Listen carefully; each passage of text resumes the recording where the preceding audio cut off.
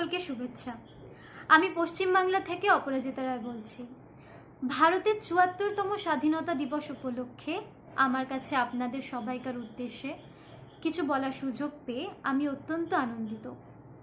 আমার হার্দিক অভিনন্দন কাইটস ফাউন্ডেশনের প্রতি, যারা আমাকে ভবিষ্যৎ ভারতবর্ষের সম্বন্ধে কিছু বলার জন্যই মঞ্চ দান করেছেন। কোভিড-19 বর্তমানে আমাদের জীবনে অত্যন্ত এক সংকটজনক পরিস্থিতি সৃষ্টি করেছে এবং আমাদের দেশের জনগণকে এক অত্যন্ত খারাপ অবস্থাতে নিয়ে যাচ্ছে এবং সংবেদনশীল জায়গায় ঠেলে দিচ্ছে। এই কোভিড-19 সংকটের মধ্যে বেকারত্বের হার ইতিমধ্যে ২৭% পৌঁছে গেছে। তাই জন্যেই যে মাত্র এই পরিস্থিতি থেকে আমরা মুক্তি পাব, তখনই আমাদের প্রয়োজন বেশি মাত্রায় কর্মসংস্থানের সুযোগ সৃষ্টি করা, এবং তা কেবলমাত্র তাদের জন্যই নয় যারা কর্মহীন হয়ে পড়েছে, বরঞ্চ তাদের জন্য যারা যুবক এবং কর্মসন্ধানে আছেন। নিত্য প্রয়োজনীয় সামগ্রী বিনামূল্যে প্রত্যেকের কাছে পৌঁছাতে হবে। আমাদের নারীরা যারা ঘরে এবং বাইরে কর্মরত, তাদেরকেও বিশেষ নিরাপত্তার পরিসর দিতে হবে। এই লকডাউনে গৃহস্থালী অপরাধের সংখ্যা বৃদ্ধি পেয়েছে। আমাদের প্রয়োজন মহিলাদের উন্নত নিরাপত্তার খেয়াল রাখা। আমি এও আশাবাদী যে এটা দেখতে পাবো যে LGBTQ কমিউনিটিতে বিবাহ সমাজে আইনত স্বীকৃতি লাভ করে এবং তারা যেন সমাজে বাকিদের মতোই সমান সম্মান পায়। আমি এটাও দেখতে চাই যে আমাদের সমাজে উন্নয়ন যেন কেবলমাত্র শহরাঞ্চলে আবদ্ধ না হয়, বরঞ্চ গ্রামাঞ্চলেও তা যেন ছড়িয়ে পড়ে। যদি গ্রামাঞ্চলের লোকেরা গ্রামেই সুযোগ সুবিধা পায়, তারা অবশ্যই শহরাঞ্চলে এসে শহুরে দারিদ্রতার লক্ষ্যবস্তু হবে না। একমাত্র এটাই শেষ নয়, আমি এও আশাবাদী যে স্বাস্থ্য ব্যবস্থায় এবং উচ্চ শিক্ষায় বহুল পরিমাণে অর্থ বিনিয়োগ হবে। বর্তমান ভারতবর্ষে সমস্ত রকম মানব সম্পদ থাকা সত্ত্বেও আমরা তার ব্যবহার করতে পারিনি, এবং এই সমস্ত চাহিদা পূর্ণ শুধুমাত্র প্রাথমিক পদক্ষেপ। আমাদের প্রত্যেককে মিলিতভাবে কাজ করতে হবে এবং একমাত্র তবেই আমরা এক মহান দেশ এবং এক মহান জাতির নির্মাণ করতে পারব। ধন্যবাদ।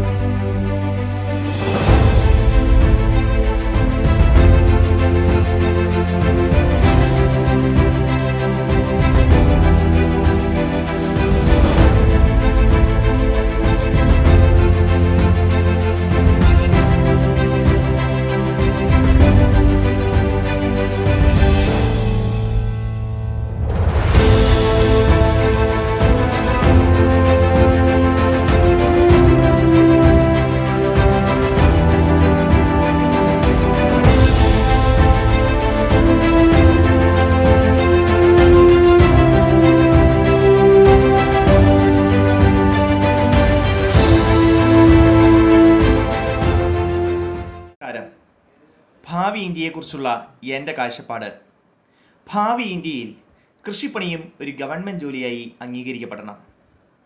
ഇന്ത്യൻ ഭരണഘടനയിൽ ആർട്ടിക്കിൾ 21 റൈറ്റ് ടു ലൈഫിനെ കുറിച്ചാണ് പ്രതിപാദിക്കുന്നത്. ശുദ്ധമായ വായു, ജലം, ഭക്ഷണം ഇവയെല്ലാം ഒരു മനുഷ്യൻ്റെ ജീവൻ നിലനിർത്താൻ ആവശ്യമായ ഘടകങ്ങളാണ്. ആർട്ടിക്കിൾ 48 കൃഷിയെ പ്രോത്സാഹിപ്പിക്കേണ്ടതിനെക്കുറിച്ച് പ്രതിപാദിക്കുന്നുണ്ട്. ഇന്ന് കോവിഡിൻ്റെ പശ്ചാത്തലത്തിൽ കേന്ദ്ര സർക്കാരും സംസ്ഥാന സർക്കാരും ഒരുപാട് പദ്ധതികളാണ് ആവിഷ്കരിച്ചിരിക്കുന്നത് കൃഷിയെ പ്രോത്സാഹിപ്പിക്കുന്നതിന് വേണ്ടി.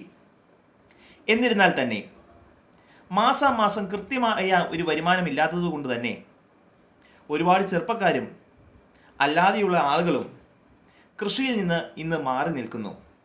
ഇത് മാറ്റപ്പെടേണ്ടതായിട്ടുണ്ട്. ഒരു മനുഷ്യൻ്റെ ജീവൻ നിലനിർത്താൻ അത്യന്താപേക്ഷിതമായിട്ടുള്ള ഒന്ന് തന്നെയാണ് ഭക്ഷണം. അപ്പോൾ എങ്ങനെ നല്ല കൃഷിക്കാരനെ നമുക്ക് ഗവൺമെൻറ് ജോലിയിലോട്ട് പ്രവേശിപ്പിക്കാനായി സാധിക്കും? ഇത് സാധ്യം തന്നെയാണ്. തദ്ദേശ സ്വയംഭരണ സ്ഥാപനങ്ങൾ വഴി അവിടെയുള്ള നല്ല കൃഷിക്കാരെ, അത് 1 2 ആയിക്കൊള്ളട്ടെ, അങ്ങനെയുള്ള കൃഷിക്കാരെ കണ്ടുപിടിക്കുകയും അവർക്ക് ഗവൺമെൻറ് ജോലി കൊടുക്കുകയും ചെയ്യുക.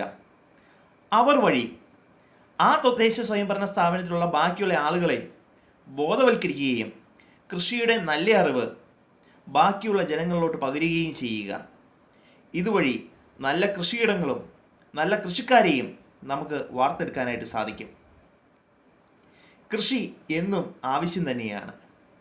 നല്ല രീതിയിൽ കൃഷി ചെയ്താൽ നല്ല രീതിയിൽ വരുമാനമുണ്ടാക്കാൻ പറ്റുന്ന നല്ലൊരു തൊഴിൽ തന്നെയാണ് കൃഷി എന്ന് പറയുന്നത്.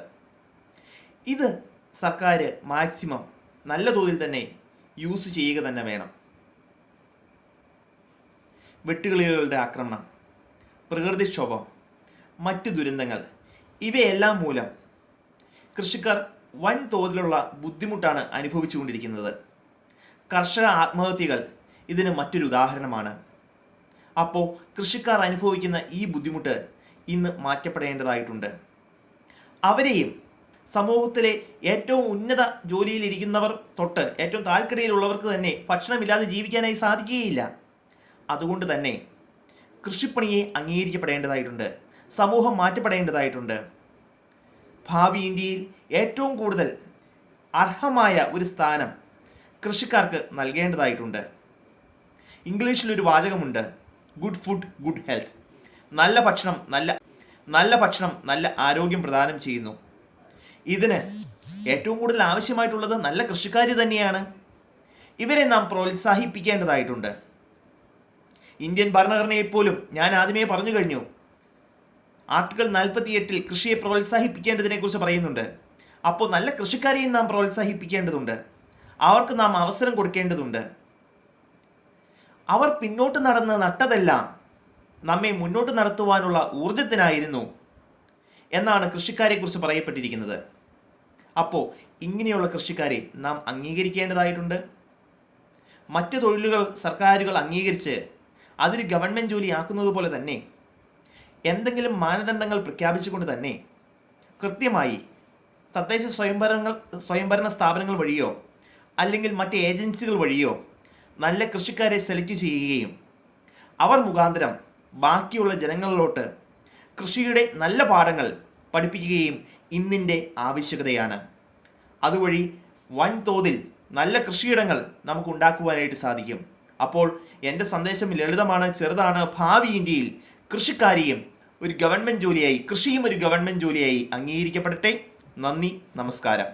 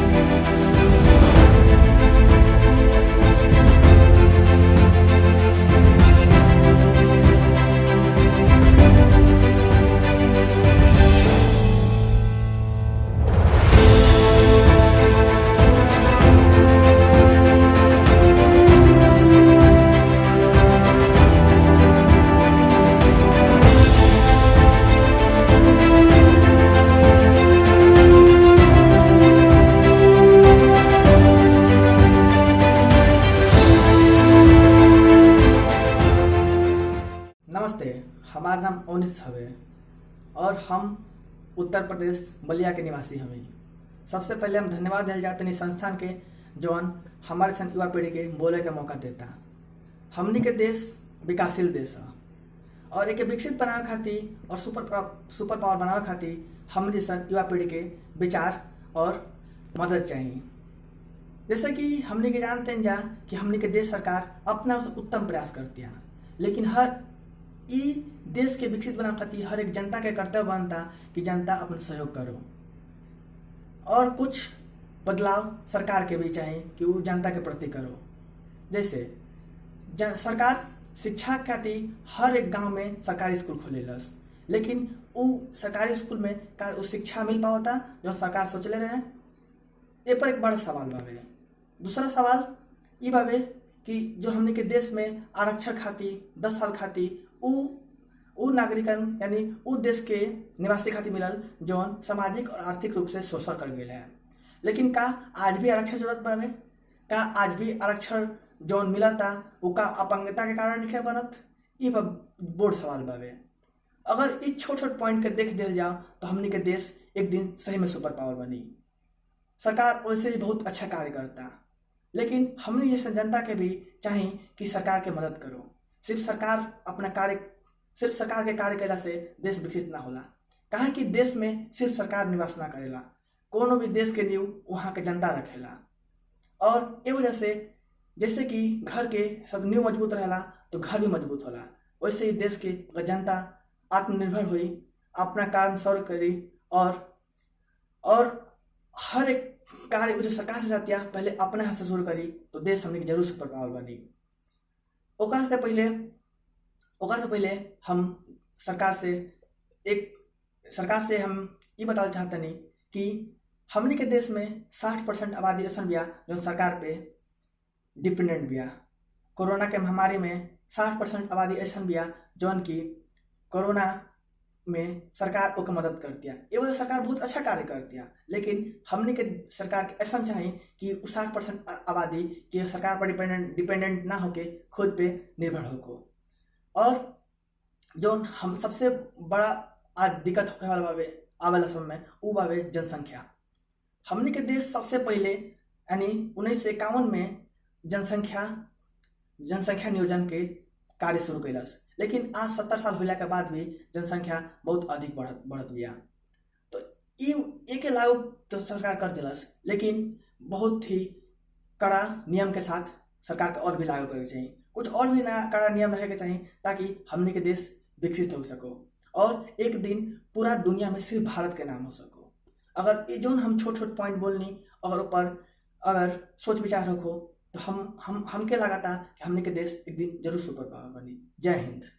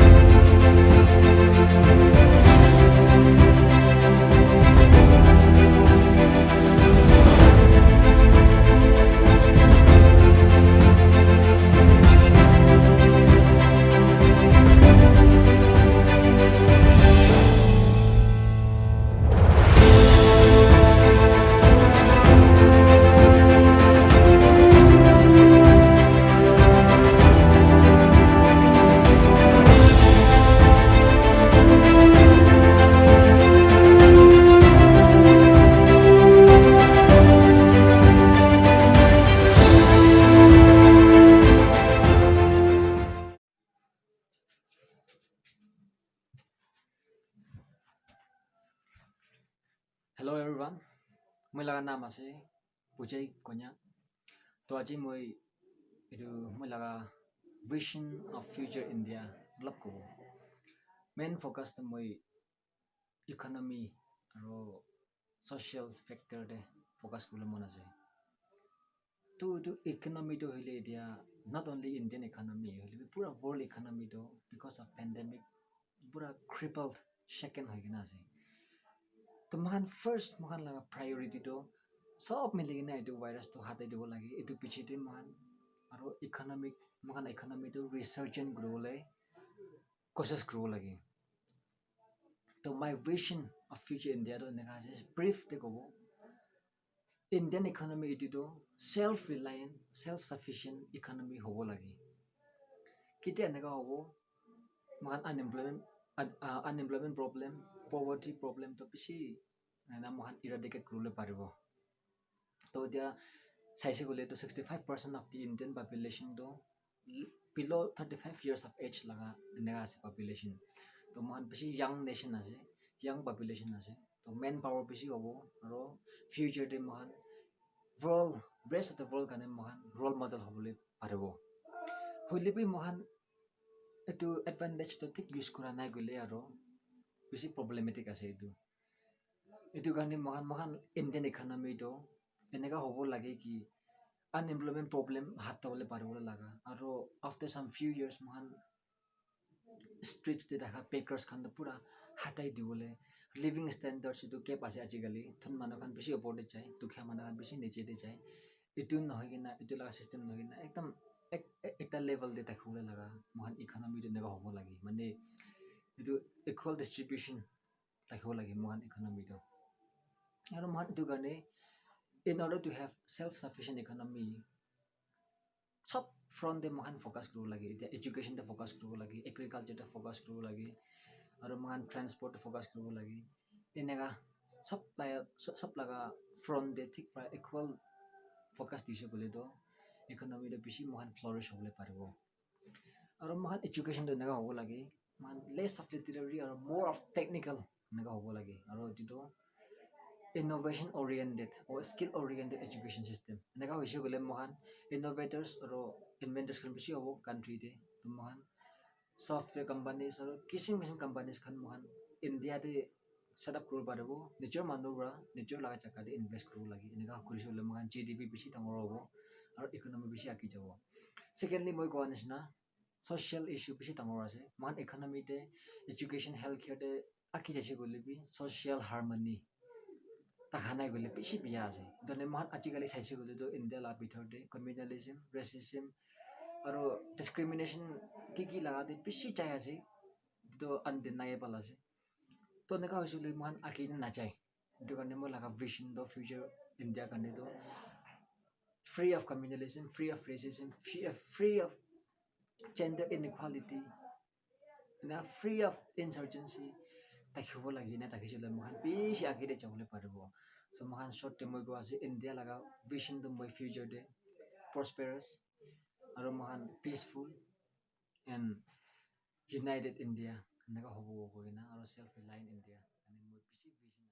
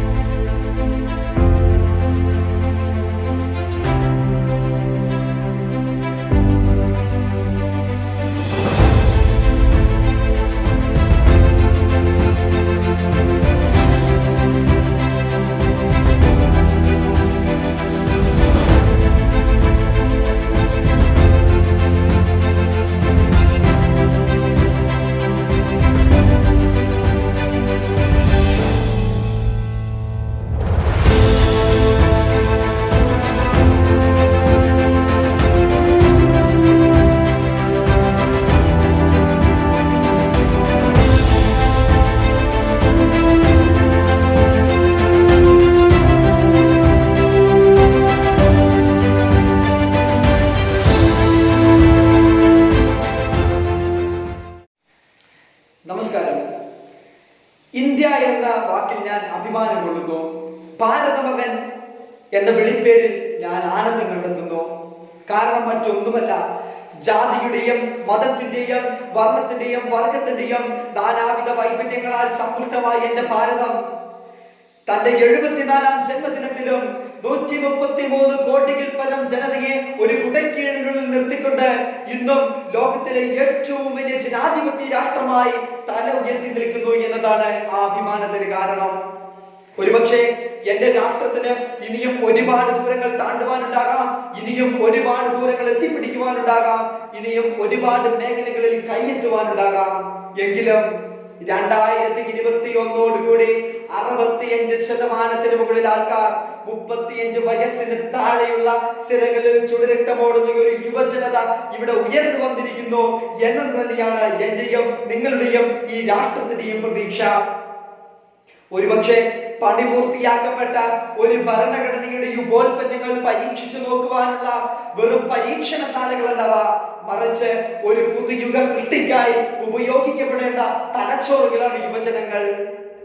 യുവജനങ്ങളെ യുനെസ്കോ ഇങ്ങനെ നിർവചിക്കുന്നു: ഒരുവൻ തന്റെ കുട്ടിക്കാലത്തെ ആശ്രയത്വത്തിൽ നിന്ന് സമൂഹത്തിലേക്ക് കടക്കുമ്പോൾ അവന്റെ സ്വാതന്ത്ര്യത്തെ കുറിച്ച് ബോധവാന്മാരാകുന്ന പരിവർത്തന ഘട്ടമാണ് യുവജനം. അതുകൊണ്ട് തന്നെ പ്രശ്നങ്ങളെക്കാൾ ഉപരി പ്രശ്ന പരിഹാരത്തിന് ഊന്നൽ കൊടുക്കേണ്ട സമയം അതിക്രമിച്ചിരിക്കുന്നു. വെറും പാശ്ചാത്യ അനുകരണ സ്വഭാവവും ആശയങ്ങളിലുള്ള കടുംപിടുത്തവും ഒരു രാഷ്ട്രത്തിനും ദീർഘകാലാടിസ്ഥാനത്തിൽ ഗുണം ചെയ്യില്ല എന്ന കാര്യം നാം വിസ്മരിച്ചുകൂടാ. അതുകൊണ്ട് തന്നെ 2014 ഇന്ത്യൻ ദേശീയ യുവജന നയം ഇങ്ങനെ പറഞ്ഞു വെക്കുന്നു: ഇന്ത്യയിലെ യുവജനങ്ങളുടെ സർവതോത്മകമായ വികസനത്തിന് രാജ്യം പ്രതിജ്ഞാബദ്ധമാണ്. അതുകൊണ്ട് തന്നെ നിരവധി പോളിസികളിലൂടെയും പ്രോഗ്രാമുകളിലൂടെയും ഈ രാജ്യത്തെ യുവജനതയെ കൈപിടിച്ചുയർത്താൻ നമ്മുടെ സർക്കാരുകളും കിണഞ്ഞു പരിശ്രമിച്ചു കൊണ്ടിരിക്കുന്നു. എങ്കിലും അതിന്റെ പരിപൂർണതയിലെത്തിക്കാൻ നമുക്ക് സാധിക്കുന്നില്ല. ഒരിക്കൽ 2014 നമ്മുടെ ഇന്ത്യൻ പ്രധാനമന്ത്രി തന്റെ സ്വാതന്ത്ര്യ ദിനത്തിൽ ഇങ്ങനെ പറഞ്ഞു വെച്ചു: മെച്ചപ്പെട്ട ഇന്ത്യയെ പടുത്തുയർത്തുന്നതിന് നൈപുണ്യമായ ഒരു പരിശീലനം ആവശ്യമാണ്. നൈപുണ്യമായ ഒരു യുവജനതയ്ക്ക് മാത്രമേ ഒരു നല്ല രാഷ്ട്രത്തെ കെട്ടിപ്പടുത്തുവാൻ സാധിക്കുകയുള്ളൂ. നമുക്കറിയാം, മഹാത്മാഗാന്ധി സ്വച്ഛതാ അഭിയാൻ, കൗമാര കാലഘട്ടത്തിലെ ശാക്തീകരണ പരിപാടികൾ, ട്രൈബൽ യൂത്ത് പ്രോഗ്രാമുകൾ, നോർത്ത് ഈസ്റ്റ് യൂത്ത് പ്രോഗ്രാമുകൾ, നാടൻ കലാ സാംസ്കാരിക പ്രവർത്തനങ്ങളെ പരിപോഷിക്കുന്നതിനുള്ള പ്രോഗ്രാമുകൾ മുതലായ പ്രവർത്തനങ്ങളിലൂടെ ഗവൺമെന്റ് നമ്മെ ഉയർത്തിക്കൊണ്ടുവരാൻ ശ്രമിക്കുന്നു. ഒരു വശത്ത് തൊഴിലന്വേഷിച്ച് നടക്കുന്ന ഒരു പറ്റം യുവജനത, മറുവശത്ത് നൈപുണ്യമായ കഴിവുകളുള്ള തൊഴിലാളികളെ അന്വേഷിച്ച് നടക്കുന്ന വ്യവസായങ്ങൾ. എന്നാൽ ഇവ തമ്മിലുള്ള അന്തരം വളരെ വലുതാണ്. എന്തുകൊണ്ട് ഇത് സംഭവിച്ചോ? തൊഴിലധിഷ്ഠിതമായ ഒരു വിദ്യാഭ്യാസ സമ്പ്രദായം ഈ രാജ്യത്തിന് അവകാശപ്പെടാനില്ല എന്നത് തന്നെയാണ് ഇതിന്റെ മൂലകാരണം. നാഷണൽ സ്കിൽ ഡെവലപ്മെന്റ് സർവേ പ്രകാരം 2022 ഏതാണ്ട് 110 ദശലക്ഷം ആൾക്കാർക്ക് തൊഴിൽ വിദഗ്ധ പരിശീലനവും 290 ദശലക്ഷം ആൾക്കാർക്ക് പുനർപരിശീലനവും നൽകേണ്ട അവസ്ഥയാണ്. ഇനിയെങ്കിലും നമുക്കൊന്ന് മാറി ചിന്തിച്ചുകൂടെ? കൃത്യമായി യുവജനങ്ങളുടെ അവസരങ്ങൾ, യുവജനങ്ങളുടെ ആഗ്രഹങ്ങൾ എന്താണെന്ന് മാപ്പ് ചെയ്യുക. സ്കൂളുകളിൽ നിന്ന് തന്നെ തുടങ്ങട്ടെ. തൊഴിലധിഷ്ഠിതമായ ഒരു വിദ്യാഭ്യാസ സമ്പ്രദായം നമ്മുടെ സ്കൂൾ തലങ്ങളിൽ നിന്ന് തന്നെ തുടങ്ങട്ടെ. അതുപോലെ തന്നെ സ്വയം സംരംഭങ്ങൾക്ക് വേണ്ടി മുദ്ര, വെഞ്ചർ ക്യാപിറ്റൽ, ഏഞ്ചൽ ഇൻവെസ്റ്റ്മെന്റ് മുതലായ പദ്ധതികളിലൂടെ സ്വയം സംരംഭകരെ ഉയർത്തിക്കൊണ്ടുവരാൻ സാധിക്കട്ടെ. ഇതൊക്കെ വെറും കടലാസുകളിൽ മാത്രം ഒതുങ്ങിപ്പോകുന്നു എന്നതാണ് മറ്റൊരു വാസ്തവം.